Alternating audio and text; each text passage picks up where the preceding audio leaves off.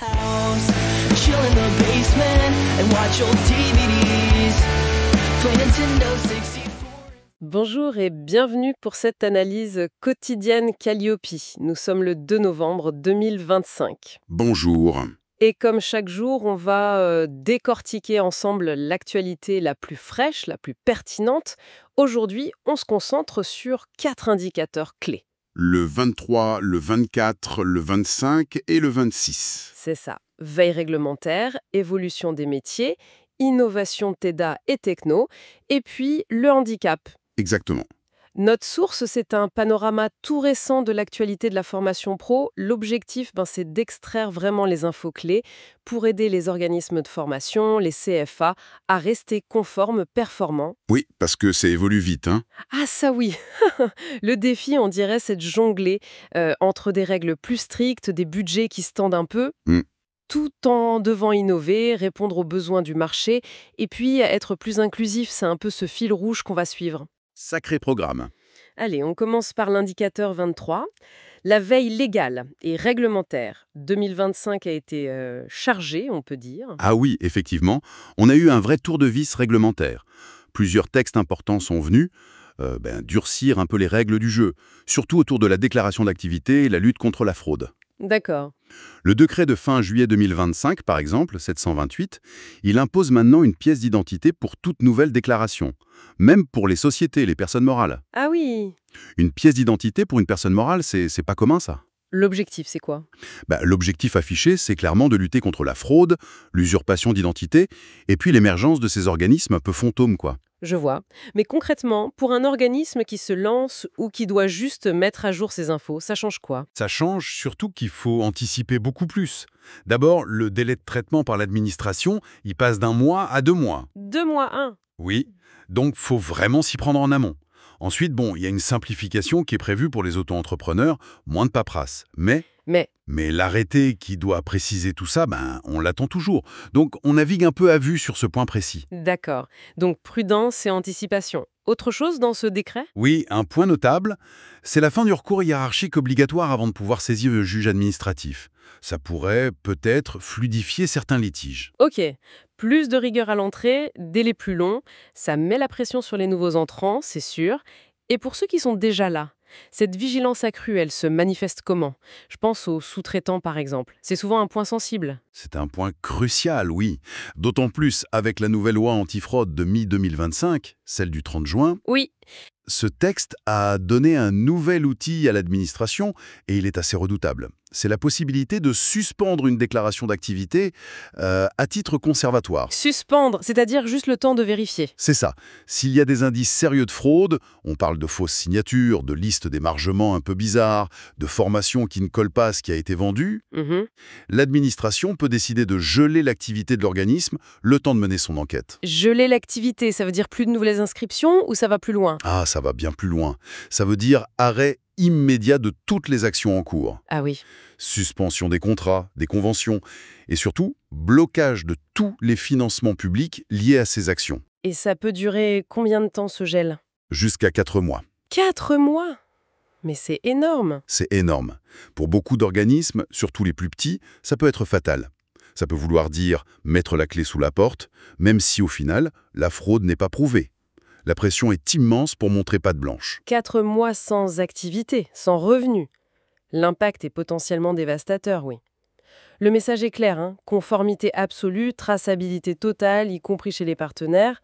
C'est plus une option, c'est vital. Exactement. Faut tout justifier, tout documenter.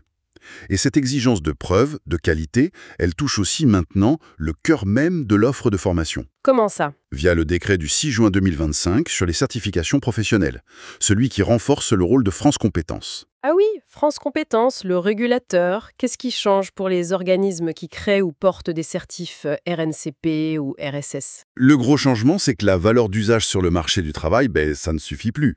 Maintenant, le certificateur doit prouver qu'il a les moyens pédagogiques, techniques et que la formation qu'il délivre correspond bien au référentiel de compétences. Donc on vérifie l'ingénierie pédagogique en fait. C'est ça. France Compétences peut refuser l'enregistrement s'il y a une fausse déclaration, du plagiat ou si la communication autour de l'assertif est jugée trompeuse. On passe d'une logique opportunité-marché à une logique où la qualité pédagogique intrinsèque est scrutée de près. C'est un sacré signal. Tout à fait. C'est une montée en exigence claire pour garantir la valeur des certifications financées. Et pour boucler ce tour d'horizon réglementaire, financier aussi, faut parler du point qui fâche un peu en ce moment. Le projet de loi de finances 2026. Et l'apprentissage. Exactement. Les chiffres annoncés, c'est une baisse d'1 milliard d'euros des aides à l'embauche d'apprentis. 1 milliard. Oui, on passerait de 3,4 milliards en 2025 à 2,4 en 2026. Et les effets, on les voit déjà. Comment? Depuis le 1er juillet 2025, les employeurs ont un reste à charge de 750 € pour embaucher un apprenti. Et en même temps, la rémunération nette des jeunes a baissé, jusqu'à quasi 190 € par mois selon l'âge et le niveau. 1 milliard en moins, un coût pour les entreprises, moins pour les jeunes. L'inquiétude du secteur sur un coup de frein au recrutement d'apprentis semble compréhensible. Oui, le secteur est clairement préoccupé par un potentiel ralentissement après des années de croissance folle. Ce qui crée une tension intéressante, parce que d'un côté, on a ces contraintes budgétaires. Et de l'autre, des besoins en compétences qui restent énormes. Exactement. Et ça nous amène tout droit à l'indicateur 24, l'évolution des compétences, des métiers et de l'emploi. Oui, parce que malgré ce contexte budget tendu, le marché du travail, lui, il a l'air toujours aussi dynamique, non? C'est là que ça devient vraiment intéressant. C'est tout le paradoxe. Malgré ces nuages financiers, la demande reste très forte, y compris dans le secteur de la formation lui-même.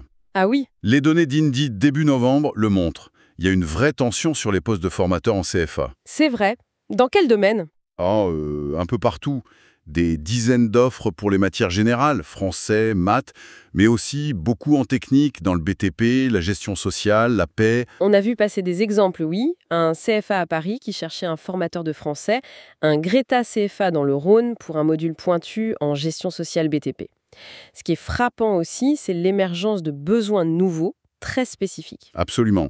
L'intelligence artificielle, par exemple, ça commence à créer des besoins en formation et donc en formateurs spécialisés IA. Déjà, hein? Oui, on a vu passer une mission de 80 heures à Paris pour fin 2025. Ça montre bien la diversification des profils. C'est une opportunité pour les formateurs de se spécialiser ou même pour des experts techniques de passer à la pédagogie. Et au-delà des formateurs, quels sont les grands secteurs qui tirent la demande d'apprentissage en ce moment? 2 secteurs se détachent nettement. D'abord, la cybersécurité. C'est une priorité nationale. Ah oui, j'ai entendu parler d'objectifs ambitieux. Très ambitieux. Doubler les effectifs d'ici fin 2025, passer de 37 000 à 74 000 pros, l'apprentissage est vu comme un levier clé pour ça. Et le deuxième secteur? Le médico-social. Énorme tension de recrutement là aussi. Il mise beaucoup sur l'apprentissage, il crée même des CFA dédiés pour former les futurs aides-soignants, accompagnants éducatifs et sociaux. Donc même si l'enveloppe globale baisse, certains secteurs stratégiques restent prioritaires. C'est la tendance, oui. D'ailleurs, les chiffres globaux de l'apprentissage fin juillet 2025 restaient en légère hausse, plus de 940 000 apprentis. Ah oui, quand même. Et pour soutenir ça, France Compétences a mis à jour en septembre sa liste des métiers émergents ou en particulier révolution. Il y en a 19 maintenant. Et ça sert à quoi cette liste RNCP? Les certifications qui mènent à ces métiers bénéficient d'une procédure d'enregistrement accélérée au RNCP. C'est un moyen de flécher les moyens vers ces domaines jugés critiques. Et pour 2026, il y a des pistes pour maintenir la dynamique malgré le budget? On parle de plusieurs ajustements. Peut-être revaloriser la prise en charge des niveaux CAP, Bac Pro. Les premiers niveaux? Oui. Peut-être aussi une bonification pour le présentiel. Et puis des financements renforcés spécifiquement pour les métiers en tension identifiés région par région. La logique reste la même. Prioriser là où ça manque le plus. On voit bien la tension. Contraintes financières versus besoins énormes du marché. Ce qui nous amène logiquement à l'indicateur 25. Comment la pédagogie et la technologie s'adaptent avec ce fameux focus sur l'IA qui est partout. Ah, l'IA. Oui, ce n'est plus de la science-fiction dans la formation. Une étude récente d'INSEAD d'octobre la qualifie même d'atout stratégique. Elle offre des possibilités réelles pour transformer l'apprentissage. Surtout, la personnalisation. La personnalisation, c'est le mot magique. Mais concrètement, ça veut dire quoi, IA? Juste des recommandations de contenu? Non, ça va plus loin. On voit des systèmes capables d'adapter la difficulté d'un exercice en temps réel si l'apprenant bloque ou de lui proposer une ressource différente jugée plus adaptée pour lui à ce moment-là. D'accord. L'IA peut aussi aider à l'engagement. Des chatbots pédagogiques qui répondent aux questions basiques 24/7, ça libère le formateur pour autre chose. Oui, pour les questions plus complexes. Exactement. Ou des simulations plus immersives, en réalité virtuelle, guidées par l'IA. Et puis, il y a l'analyse prédictive.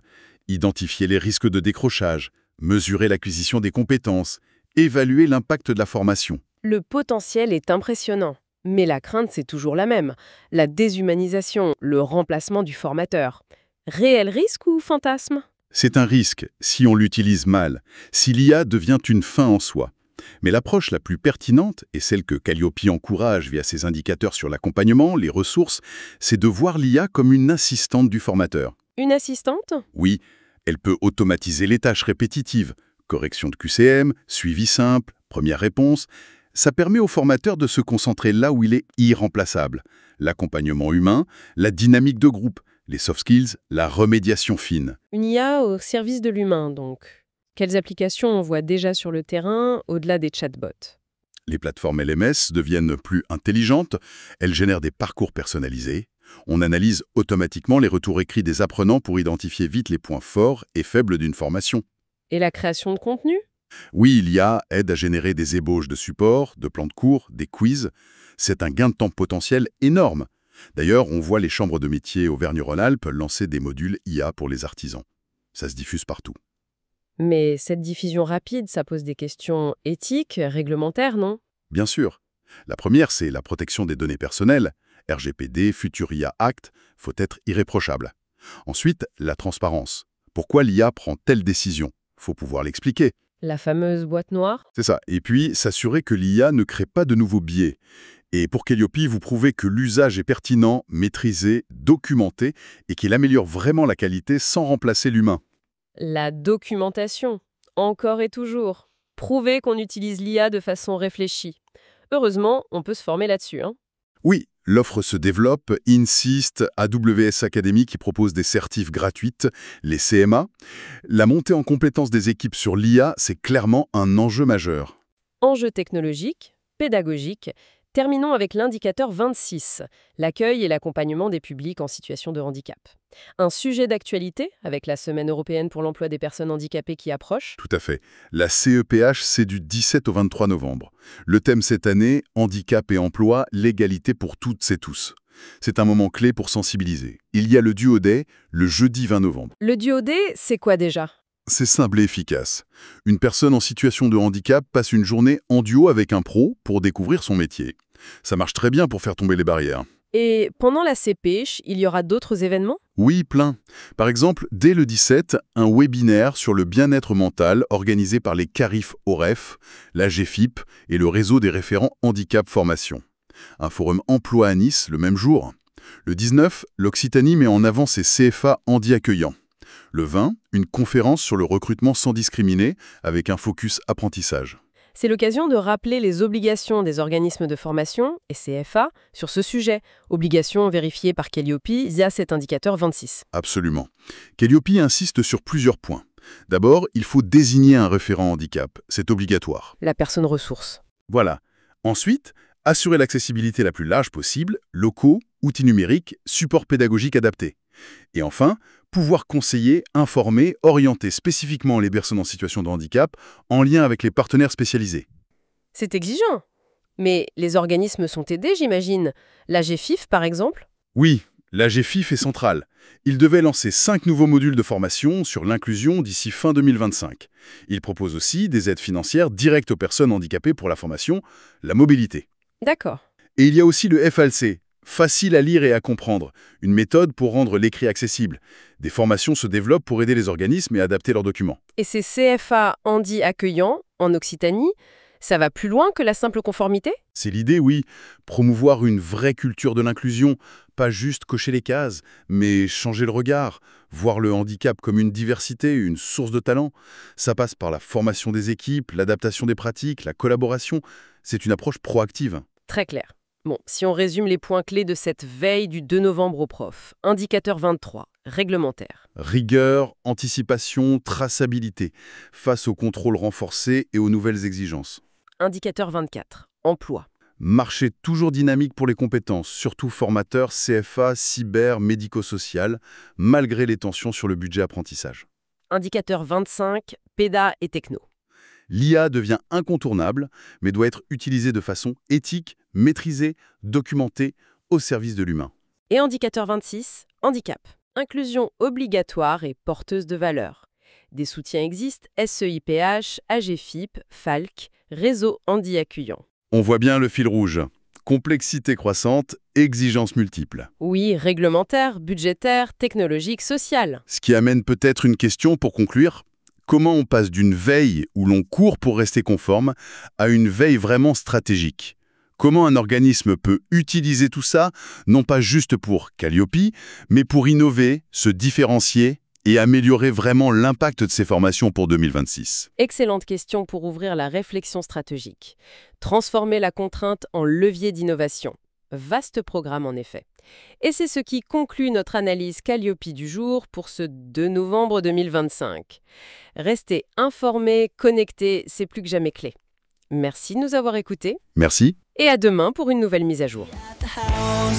Chill in the basement and watch old TV.